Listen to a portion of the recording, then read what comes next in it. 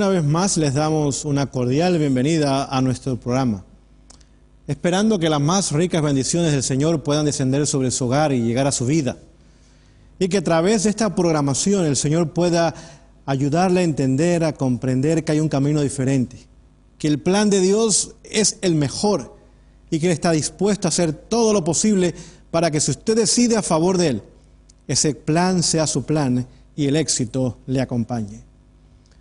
Antes de ir al estudio, queremos una vez más pedir la presencia de Dios y vamos a tomar unos momentos para orar. Oh Dios, en este momento tenemos el privilegio de estar delante del Rey del Universo. Es Rey de Reyes y Señor de Señores. Y pedimos que vengas a dirigir nuestro estudio. Danos sabiduría, danos de tu Espíritu en abundancia. Permítenos a ver la importancia de lo que quieres compartir con nosotros, pero ayúdanos a implementarlo en nuestras vidas. Esto lo pedimos y lo rogamos en el nombre de Jesús. Amén. Hoy queremos hablar acerca de uno de los más pequeños miembros del cuerpo, pero posiblemente es uno de los más usados y posiblemente es uno de los que más problemas nos trae o hace o crea con otras personas. Me refiero a la lengua. Pero queremos ver lo que la palabra de Dios dice en cuanto a ese pequeño miembro. Y vamos a abrir las Escrituras al libro de Santiago, capítulo 3, verso 8. Este tema no es popular, pero es necesario. Realmente podríamos decir que es muy necesario. Leyendo en Santiago capítulo 3, verso 8, encontramos una realidad triste. Dice, pero ningún hombre, así que no hay excepción, ningún ser humano, ninguna persona puede domar la lengua. Y continúa diciendo que es un mal que no puede ser refrenado, llena de veneno mortal. Aquí nos hace ver que no hay ningún ser humano que pueda dominar la lengua. No tan solo que no puede dominarla, sino que esa lengua que no tiene dominio, esa lengua que nadie puede domar ni controlar, está llena de veneno mortal. Pero le damos gracias a Dios que para Él no hay nada imposible. En Lucas 1:37 dice que no hay nada imposible para Dios. Por lo tanto, Él y tan solo Él sí puede ayudarnos a domar, a traer bajo control nuestra lengua. En otras palabras, las buenas nuevas no simplemente son noticias agradables, sino que es el poder. No tan solo es teoría, no solo son palabras, sino que es el poder de Dios omnipotente, el cual trae salvación. Y gracias a Dios por esa promesa, y gracias a Dios por ese plan que trae salvación. Por lo tanto, a través del poder de Dios para salvación, que es el Evangelio, usted y yo podemos tener victoria sobre nuestro habla, sobre nuestra lengua. Jesús dijo allá en el libro de Mateo, quiero compartir estas palabras con ustedes, Mateo capítulo 12, verso 34, una declaración muy interesante. Mateo 12, 34 dice lo siguiente: generación de víboras, ¿cómo podéis hablar lo bueno siendo malos? Porque de la abundancia del corazón habla la boca. En otras palabras, lo que hay en nuestras mentes, lo que abunda en nuestro cerebro, lo que llena nuestros corazones, siempre se expresa a través de nuestras palabras. En el mismo libro de Mateo, simplemente el capítulo 15, verso 18, queremos leer palabras muy parecidas. Dice, pero lo que sale de la boca, del corazón sale, y esto contamina al hombre. Así que lo que nos contamina y contamina a otros es lo que sale de nuestra boca, porque abunda en nuestra mente o en nuestro corazón. Y nos damos cuenta entonces de la importancia de lo que el Señor quiere compartir con nosotros. En el cielo hay un registro de nuestras palabras. Cada palabra dicha es registrada meticulosamente. Y si el Señor nos permitiera al final de una semana y nos diera el registro de nuestras palabras, de nuestra conversación durante toda esa semana, y nos los diera y nos los mostrara, tendríamos que preguntarnos cómo nos sentiríamos.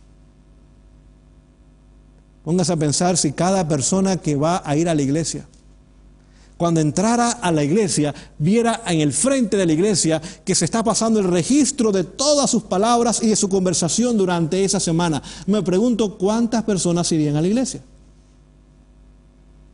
Si el orador o el predicador de esa mañana, antes de predicar, se pusiese una pantalla y ahí se pusiera todo el registro de su conversación con su esposa, con sus hijos, con sus vecinos, en el teléfono, etcétera, etcétera, durante toda la semana, me pregunto ¿cuántas personas estarían dispuestas a predicar? ¿Por qué? Porque de la abundancia del corazón habla la boca. Vemos entonces la importancia de lo que el Señor quiere compartir con nosotros. No importa cuán bien nos vistamos, no importa cuán bien alimentemos nuestro cuerpo, no importa cuán bien estemos en otras áreas de nuestra vida. De la abundancia del corazón habla la boca. Por lo tanto, nuestras palabras o nos condenan o nos absuelven. Nuestras palabras simplemente es el termómetro, el instrumento que mide nuestra condición espiritual. A través de ellas podemos nosotros revelar lo que hay en lo más íntimo de nuestras vidas. Pues de la abundancia del corazón habla la boca. Tendremos que preguntarnos cuando vamos a otros lugares donde no estamos rodeados de nuestros hermanos de iglesia, cómo hablamos y cómo nos expresamos. En mi trabajo, ¿cuál es mi habla? ¿Cuál es mi conversación? En la escuela lo mismo. Cuando estoy con alguien en forma privada. Cuando estoy en el teléfono y la otra persona no sabe quién soy yo. ¿Cuál es mi conversación? ¿Cuáles son las palabras que salen de mi boca? Pero queremos estudiar brevemente en esta ocasión el plan de Dios para nuestro hablar, para nuestra conversación. Vamos al libro de Santiago una vez más a leer el capítulo 1, el versículo 19.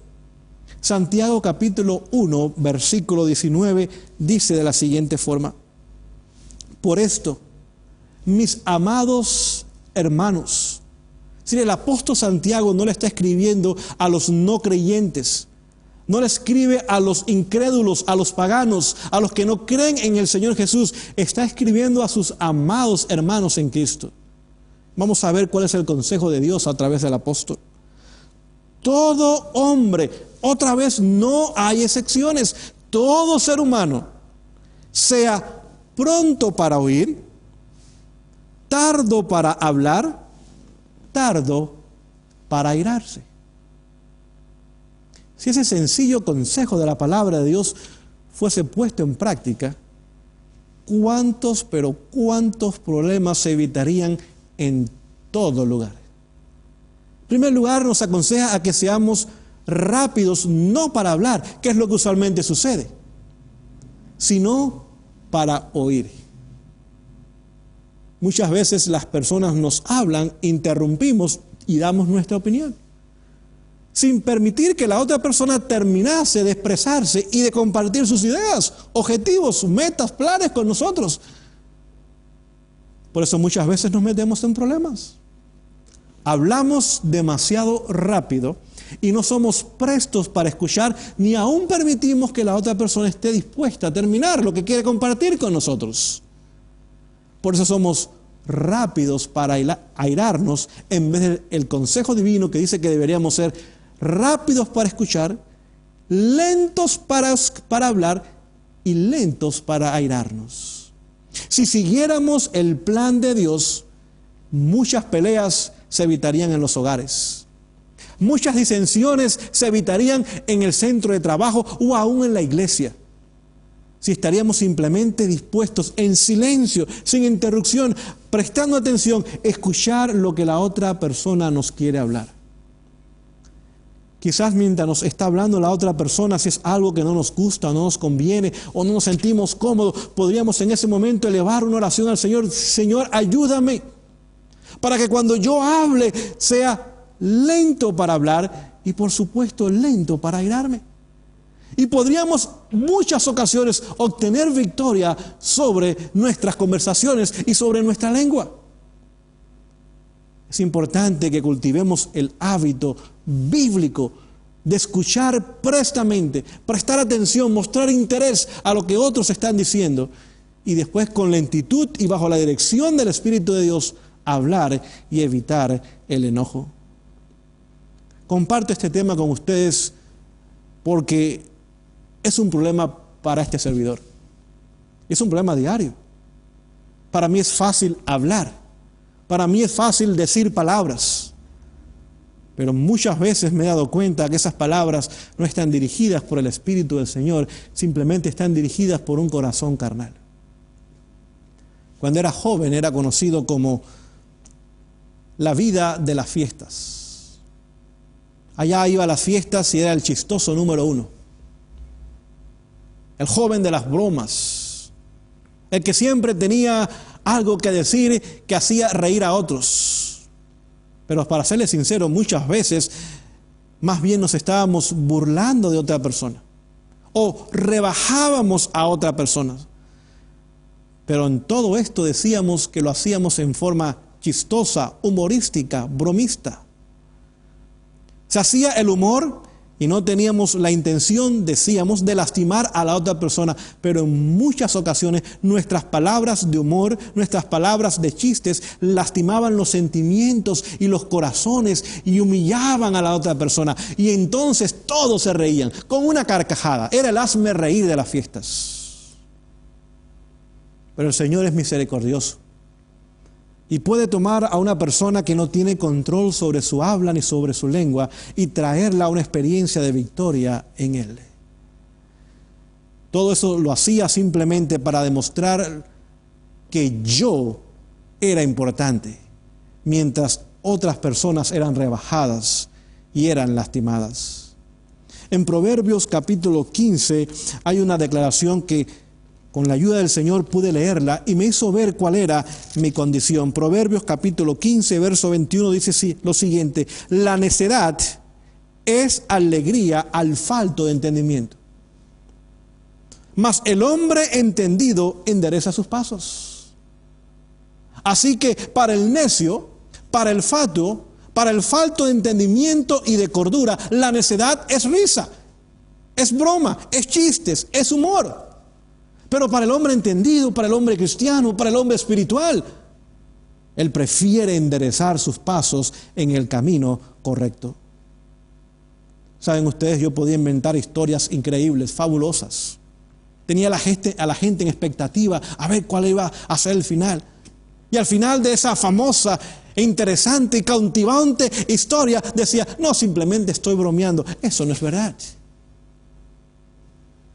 Vemos otra vez que demostraba que no tenía control en mi lengua.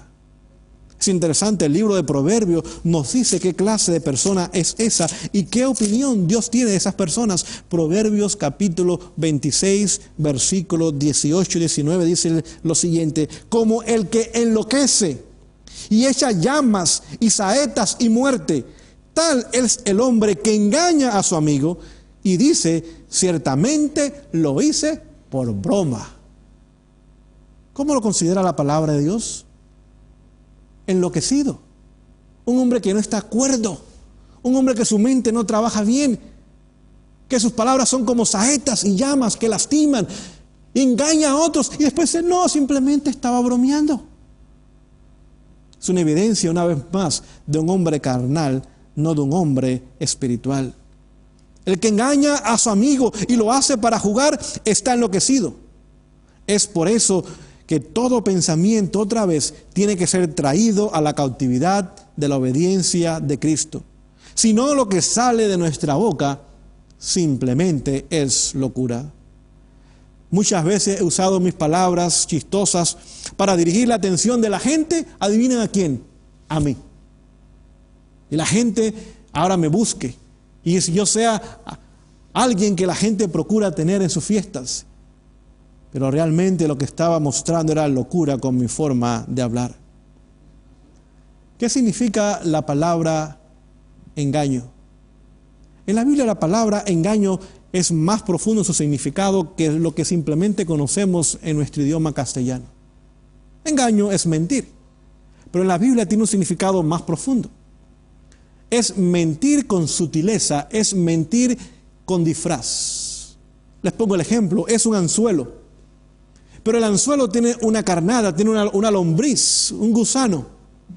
Y cuando el pez mira el anzuelo, no mira el anzuelo.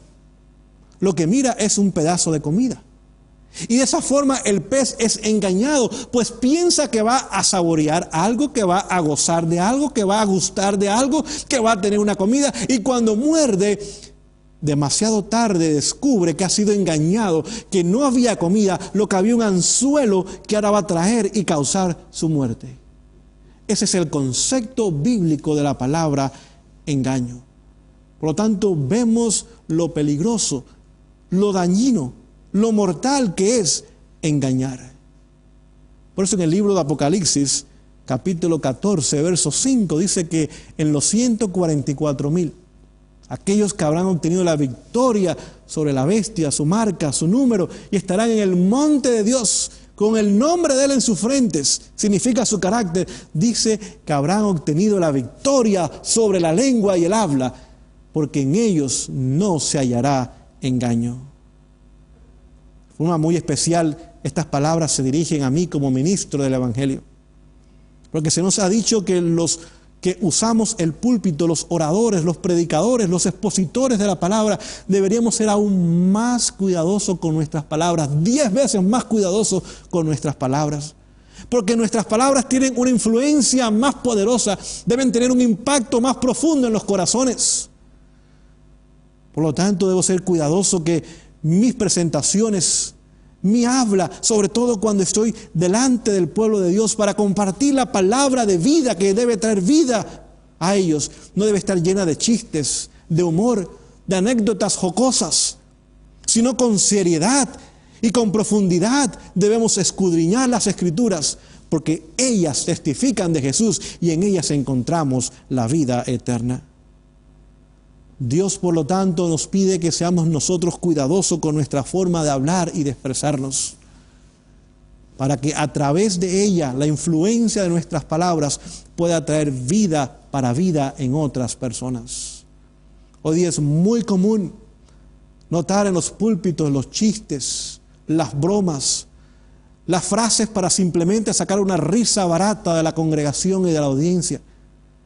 Pero esas palabras matan la eficaz, la obra del Espíritu, el impacto que la palabra quiere hacer en los corazones presentes. La gente sale contenta y feliz, pero sale vacía porque están destituidas de la obra del Espíritu y de la palabra en sus vidas. Por eso menciono la importancia de este tema para este servidor que lo está presentando. En cierta ocasión el general Lee estaba reunido una noche rodeado de sus soldados allá en una fogata durante la guerra civil en los Estados Unidos.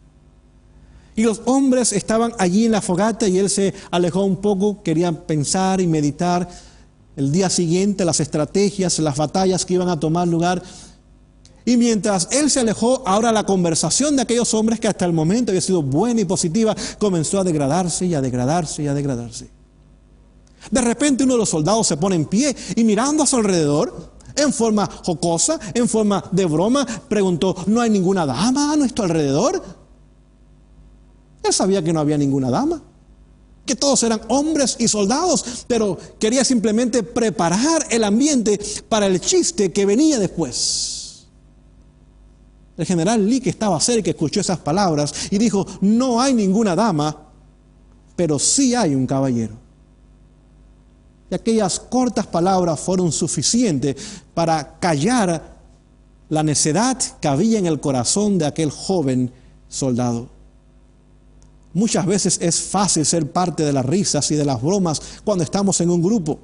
No queremos, entre comillas, dañar el buen momento que otros pasan, pero no debemos reírnos. Eso estimularía de nuestra forma de risa que otros continúen hablando sus necedades, sus chistes que hieren y lastiman y rebajan el ambiente y la moralidad y la influencia de las palabras y del grupo. Recordamos nosotros la historia de Daniel, aquel joven que frente a la tentación dijo no. Encontramos la historia de José, aquel joven que supo también decir que no cuando una mujer se le insinuaba. Sus palabras fueron claras: no puedo pecar contra Dios. ¿Cómo fue las palabras de Daniel? No vamos a comer de esa comida. Claras, al punto, sencillas, pero había amor y ternura también. Aún las palabras de Esther: si perezco, que perezca. Pero para este tiempo el Señor me ha llamado para cumplir una misión. Muchas veces en nuestras reuniones sociales, aún dentro de la iglesia, dentro de reuniones religiosas, dentro de aquellos que decimos conocer la verdad para este tiempo y nos estamos preparando para la segunda venida de Jesús, muchas veces nuestras conversaciones son livianas, son vulgares, son superficiales, frívolas, necias. Cuidado con la influencia de nuestras palabras. No olvide, nadie puede domar su lengua, al menos que el Señor esté en control de su corazón. En Mateo capítulo 12, regresando a esa cita, vamos a leer el versículo 36. Mateo capítulo 12, versículo 36. Vamos a leer también el versículo 37, dice lo siguiente: mas yo os digo que de toda palabra ociosa, note, no habrán excepciones, toda palabra ociosa que hablen los hombres, de ella darán cuenta en el día del juicio. Porque por tus palabras serás justificado y por tus palabras serás condenado. En otras palabras, nuestro hablar descubrirá quién somos y qué hay en nuestros corazones. No se puede ocultar. Otro problema que es muy común hoy día en el habla, no tan solo son los chistes, las conversaciones vulgares y livianas y superficiales y frívolas, sino también son las exageraciones. Queremos hablar de algunos detalles que puedan ayudarnos en forma práctica a permitir que el plan de Dios se ponga en práctica en nuestras vidas. Parece que pensamos que si aún decimos cosas un poquito más allá de lo que son, ahora le podemos poner más sabor, más jugo a nuestras palabras, a nuestra conversación. Ahora van a tener más influencia, va a ser quizás más atractiva y más atrayente para otras personas.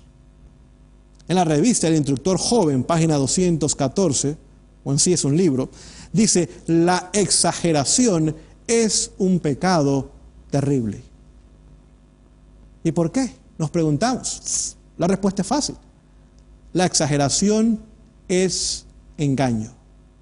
Permítame leerle cuál es la definición de exageración en el diccionario. Dice lo siguiente: la exageración es la representación de lo que está más allá de la verdad, ampliando o engrandeciendo la verdad.